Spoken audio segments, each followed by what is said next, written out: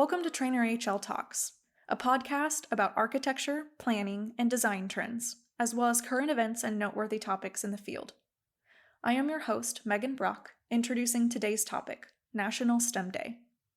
In honor of National STEM Day, the architects and designers here at TreanorHL have been thinking a lot about what STEM means to them and how it affects their professional and personal lives.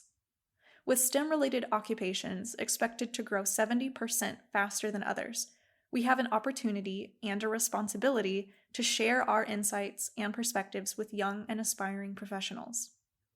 To capture the spirit of STEM, we caught up with a few of our science and technology staff and asked them to share their experience working in a STEM field. Following are introductions of who you'll be listening to on this episode. My name is Andy. I am an architect. This is Dave Livinggood, and I'm a principal at TreanorHL. Tim Reynolds, Principal, TreanorHL Science and Technology Group. My name is Kyle Tinsman. I'm an architectural designer. My name is Micah Davis. I am a designer. My name is Mark Muller. I'm a project manager for TreanorHL. Well, my name is Carla Verdeja, and I am a designer for higher education. My name is Patrick Jones. I'm a principal. My name is Jeff Davis. I'm an associate principal. I am Jerome Ratzliff. I am an associate principal with TreanorHL and part of the Science and Technology Group. After sitting down with the staff ready to talk about STEM, I thought a good place to start would be with a pop quiz. What does STEM stand for? Science, Technology, Engineering, and Math. Science, Technology, Engineering, and Mathematics. Acronym STEM. When I was in school, that term did not exist, at least that I know of. I use technology in every day, and I learn about technology pretty much every day, not only at work, but I do at home. It's really different now than when I was going through school, because I look at some of the things that we are doing today for students and the spaces that we're designing and the focus on team building and collaboration and multidisciplinary. There was none of that when I went to school. STEM, to me, collects four different elements that are really all part of the same larger thing. There is no engineering without math. There is no technology without engineering. There is no science without math. Mark has a point. The National Science Foundation defines STEM as fields that are collectively considered core technological underpinnings of an advanced society. If this sounds complex, that's because it is. It takes many disciplines to come together to solve today's problems, or even do something simple like listen to music or watch a movie. My hobbies vary, and every time from music to woodworking to renovating old houses, and I'd say they're definitely all tied into STEM. I have a 6-year-old and a 3-year-old right now. Most of my hobbies are not completely STEM related, but I do want to make sure that they're invested in understanding what it is. There's a TED Talk that talks about the gamification of science, the Fitbit, and all the information that contains. I mean, I think everybody these days, especially on the technology side of things, we're always using technology in our work. And for the most part, it's kind of, we take it for granted, except of course when it doesn't work. STEM seems to be clearly rooted in what we do, where we work, and how we spend our free time. It's a popular term used in educational and professional fields. A more recent term rising in popularity is the acronym STEAM. The additional letter A for arts has been working its way into the conversation, and I wanted to get our staff's input. So the acronym STEAM comes from adding an A, which is specific to arts. A breakdown of humanities, language arts, dance, drama, music. One only has to look at the physics of music and color and form to understand that there is a relationship there that transcends both fields. I think art is inherent in all the sciences and what it does. A lot of engineering projects started from art, like building a physical model, like how do you like things to look like, and then It's like how they want it to function, and after that, it gets into engineering and science and tech. Without arts, graphic arts, or other arts, we wouldn't be as effective in any of the STEM disciplines. So it's about communication, and art is about communication as much as it is anything else. Leonardo da Vinci was not only a great scientist, but he was also a wonderful artist. What's interesting about the staff's consideration of art's place in STEM is that all of their narratives place art not as an added element or extra discipline, but as both a product of and a precursor to STEM. While some see art as enabled by the understanding of STEM disciplines, others see STEM as enabled by the right side of our brains. Art specifically, music, drama, all those things start to, I think, train the brain to think outside the box. Architecture is really a molding of like art and the design side, and then with the mathematics and engineering side to it kind of mixed together. We're working on a project right now that's in the early design phase, where the project that we are working on will involve maker spaces and project spaces and interdisciplinary studios that are focused more specifically on the arts. The specific building has chemistry classrooms, but it also has architecture and design studios, painting and drawing studios. When you walk in the front door, you get a sense for how the maker spaces and project spaces and chemistry all fit together within the building. One of the things we've been discussing a lot in the planning meetings is display spaces throughout the building.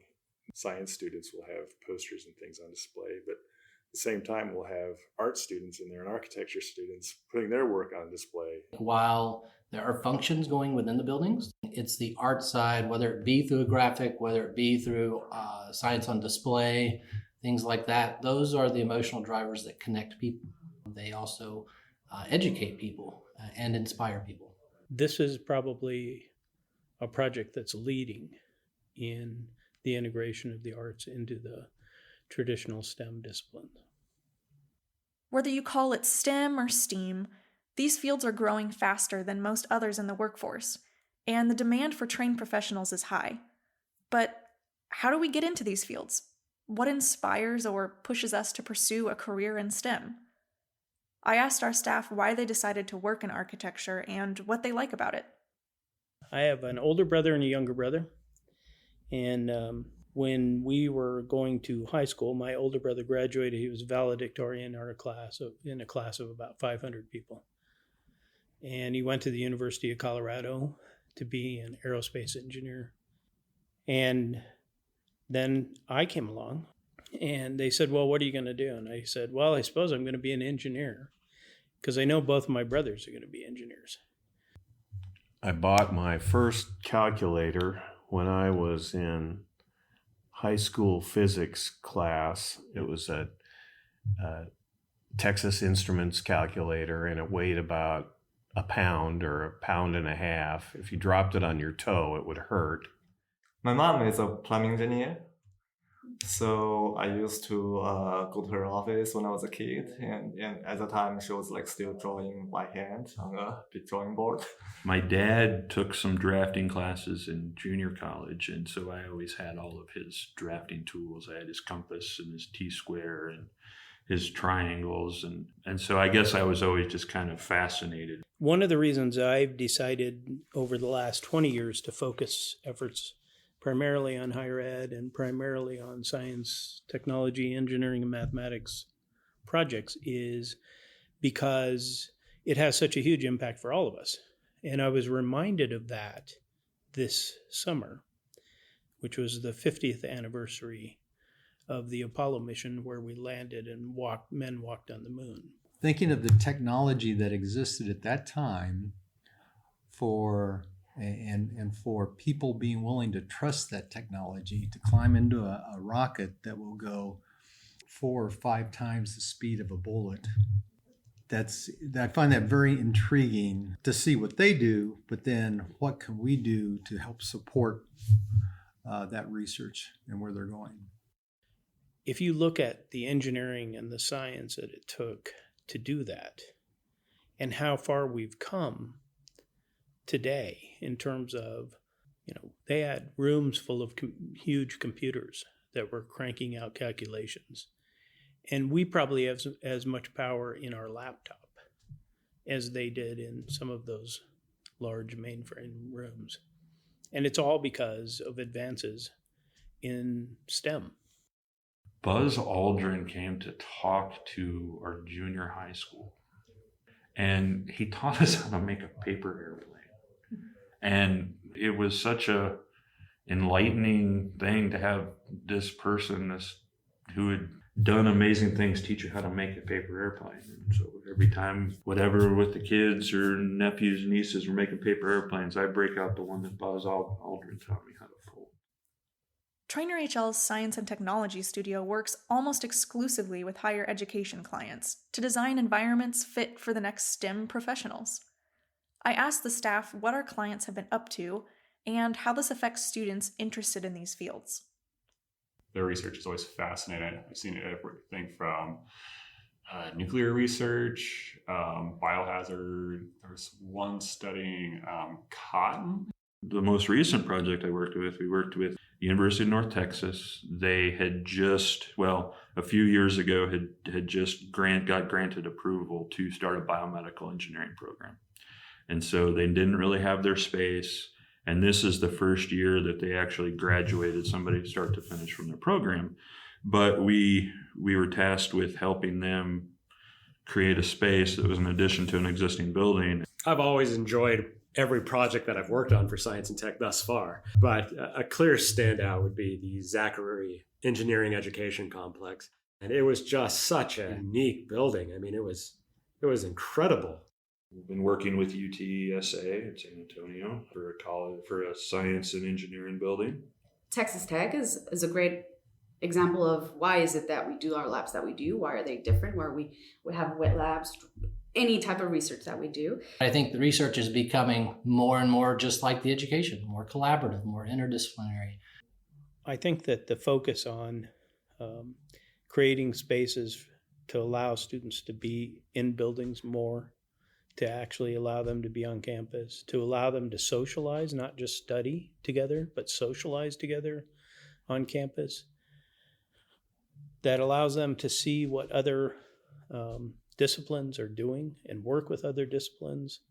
I think that can only benefit all of us long term. We're not just creating spaces for science, we're creating spaces for scientists, for people. Space matters, right? I mean, it matters to the way you approach things, the way you enjoy the work you do, but also the way you're able to collaborate. I think it's interesting that what we do is important in terms of providing them the space, but the space that we provide is only a tool. They're the ones that are making the difference for all of us. They're doing things that are going to change the world. As a firm and as contributors to the environments that help develop future STEM professionals, we care about space. In 2015, we completed an engineering facility expansion at the University of Kansas. It incorporated new active learning and collaboration concepts for students. A year later, we went back to this facility and observed how the spaces were really being used. This is called a post-occupancy evaluation. Our evaluation showed that students were not only using but thriving in these spaces. Since then, facilities such as the Zachary Building at Texas A&M are leading efforts to transform STEM education. If you ask any of these clients if space matters, they'll say absolutely. When we talked to the students at KU, they got it. You walk through the LEAP 2 project, or you walk through the Zachary project, and the students are using those spaces. You don't even have to stop and talk to them. They understand what it means to them. And that's really rewarding. When you walk through unannounced or whatever, you see the students using the spaces, you see the engagement. Those are the moments that just kind of make you really proud of what you've done. You can walk through the hallways and you see all the STEM related fields in action. So you can see science as it's being made. That's my favorite part. I mean, every time I go, I'm just glued to the window. Normally in this day and age, you have to worry about people walking into things because they're staring at their phone. But in this instance, I have to worry about walking into things because my curiosity is being enraptured by what's happening in the labs, by what's happening in the maker space, by what's happening in the classrooms. Science labs and science classrooms are no longer in the basement and hidden from everything. Whatever space we create, it can't be so rigid that it always has to remain with the original design intent, because in 10 years that's going to change. So, STEM is pretty important for what we do as architects. But when asked how STEM hits home personally, most were pretty quick to answer. Alzheimer's. My mom died of Alzheimer's. And it is the most, I can't imagine a more dehumanizing disease than Alzheimer's. I think it's a growing challenge. We're going to see a crisis in senior care simply because we don't have the answers for diseases like dementia and Alzheimer's. Well, I certainly think that our human condition would be better understood and potentially improved if we had a better understanding of neuroscience and brain chemistry and how it affects our behavior. And there's a lot of brain research going on now. There's a lot in facilities that we've helped design, and particularly at the Bar Shop Institute at the UT Health in San Antonio. It's a major focus for my mom. In her memory, I hope they find the causes and the cures. I am concerned about what's happening with our environment today. As I watch my granddaughter and think about the world that we're going to leave for her, that scares me. And so I guess as I think about it, while the technology with the internet and just be able to do things at such a smaller scale is important, I hope the large scale things on the earth we can address and resolve in different ways. In terms of architecture and engineering, we're headed to a carbon neutral goal, at least in this country, and I think around the world. The buildings that we create do not add to the carbon that's already in the planet, that's already in the atmosphere. I think energy production, and this goes into the moving away from fossil fuels for a greener energy. There's a lot of different natural sources, but none of them compare as a whole yet to what we're currently producing with fossil fuels. As far as sustainability, it has to become second nature. It has to be something that we just do it. Right now, we just see a lot of people that pouring into big cities, and traffic gets more and more congested. It hits two worlds. It hits the everyday at home for people sometimes. Do I have food to eat? Is there power and energy to provide? Or are we over-consuming or not over-consuming? But it's also the one that's probably used the biggest as a political weapon in terms of who has the oil, who has whatever resources, controls the things globally. There's not enough money to go around, but there's a lot of really smart people that are working on the problems, and we owe them our best efforts.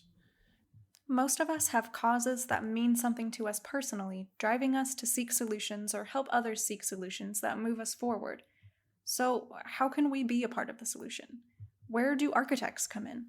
We have to listen to the people that are dreaming these dreams, and we have to figure out what questions that we need to ask so that what the spaces that we plan and design for them actually help them do their jobs. Sometimes we'll go in and we're just solving a problem. It may not actually be a building. They may come in with this issue that they're dealing with, and we find out, hey, you really don't need a new building. What we need to do is take where you're at right now and rearrange it and make it more efficient from that standpoint. The way that we interact with clients is vastly different. We go in as very much of a team approach that, we're building this building with you, not for you. I'm not better than you. You're not better than me. It's a team approach. It's something that professionally you feel like you're a part of. I mean, the architect is the smallest domino. The school that comes to us looking for a design is a larger domino. The building is an even larger domino. And then the students that are produced by learning in that facility are the largest domino, because they're the ones that are going to change the future. And that's what we're a part of. What we can offer, I think, is we've seen new innovations. We've seen what newer buildings have been doing. A lot of the new pedagogies, a lot of the new ways of teaching, potentially new ways of setting up laboratories that they may not be familiar with. It's basically allowing them to push their research farther and to possibly even kind of branch out into different areas or discover things that they haven't quite thought of yet. In our designs, we like to make what we design dynamic so people can utilize it to best fit their needs, and those needs are constantly changing. Depending on the workflow and the pattern of what they will be doing in that room is what creates the space. That's part of the challenge is we have to design facilities, that exist for 60, 70, 80 years, but yet we're using a user group that represents the now. And a lot of times, a lot of those users, a lot of those stakeholders are focused solely on their research and what they're doing. So we have to help provide perspective to them and meet the needs and challenges that they have today, but also help think and project about what's going to be happening in the future, the ability for the building to adapt, adjust, be flexible to support not just their research, but all the research to come. To see how the students come in and are so excited to be in the space that was created, and you begin to see them studying in the spaces that we were hoping they were, seeing them beginning to engage with their professors in different ways. And it's fun to watch that happen. A job well done is designing a space where students want to be, where they want to learn. It's designing a space that inspires them, that encourages them to explore STEM to the betterment of humankind. If I could drive by a building and turn to my grandkids and say, you know what they do in that building? They find the cures for cancer, or they find the cures for mental illness, or they find the cures for Alzheimer's or dementia, or the things that are impacting our families so dramatically every day, then that will be a career well served. A job well done is important for all of us. But how we're getting it done is a process that has seen some change over time. I asked our staff what they've noticed change in the process of architecture as they've entered various stages in their careers. The undergraduates are they're not afraid to fail. In a way, you're not afraid to fail, whereas the graduate students, they've gone through undergraduate. Now they're paying more money and more investment to go to graduate school, and they have to succeed, so they're afraid of failure. I kind of envy that fearlessness from some of the younger people, some of the recent grads. Perhaps the young people coming up now, and even the children right now, probably technology appears to them before science and before mathematics. They have tablets and their phones and whatnot, their parents' things that are around the house. We're surrounded by technology today. I think it's common amongst the older generation to approach architectural design from a sketching perspective, draw it out. And the newer generation, when we're designing, we not concentrate, but we're more fluent in computer generation. And that's exploding right now, considering that we are integrating virtual reality. You can now make rendering extremely quickly. So you can throw something together, an hour later, you'll have something that you can virtually walk through, whether it be on virtual goggles or something that's on your screen. So I kind of really like that people actually do hand sketches. I think that really helps, especially during early stage of design. Helps you express your thoughts much better than computer modeling. But what I feel is right now, young people just don't know how to hand sketch anymore. So I think there's lessons both ways.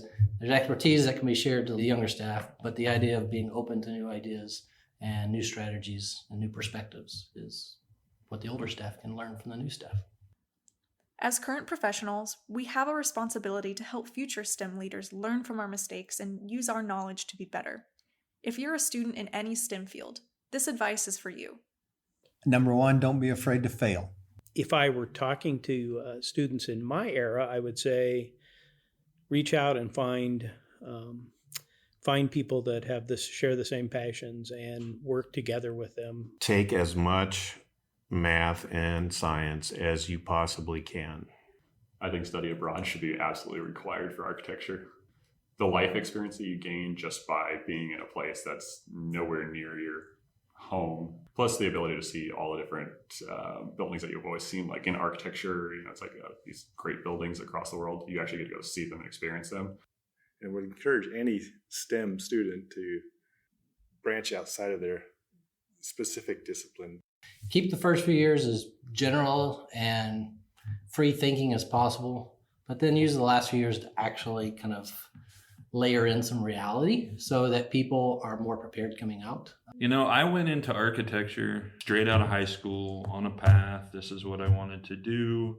I graduated with a master's degree in my early 20s, and I feel like I didn't live. Take your time to figure out what you want to do, because the 17 or 18-year-old kid is not the same person that is 25 or 26. Everyone's going to get the fundamental basics, and that's how you're going to get your degree. But your success later on is how well you work in teams, how well you can motivate others, how well you motivate yourself. As already being part of a firm, I would say you trust your team. When I think of STEM and what we're doing, we have some of the most talented people in the world working right here with us. And they know making a difference doesn't come with any grand pats on the back, and it doesn't matter. And our team knows it doesn't matter. And they're equally as proud to be standing in the audience and people listening to people around them say, wow, what a great building. And they don't have to say anything because they know that they were part of it. And that's good enough for them. After listening to the staff elaborate on why these activities and enabling technologies matter to them, we realize something. STEM Day isn't just about celebrating that knowledge is power, but knowledge is also empowering. What we do know inspires us to consider what we don't and to approach it as a challenge. This is Megan Brock with TreanorHL, thanking you for joining us on this episode of TreanorHL Talks. TreanorHL is a national architecture, planning, and design firm located in the United States. The company holds a firm belief in sharing resources and insights with professionals, clients, and building users to shape the spaces we use to live and grow as people. For more information, visit TreanorHL.com. That's TreanorHL.com.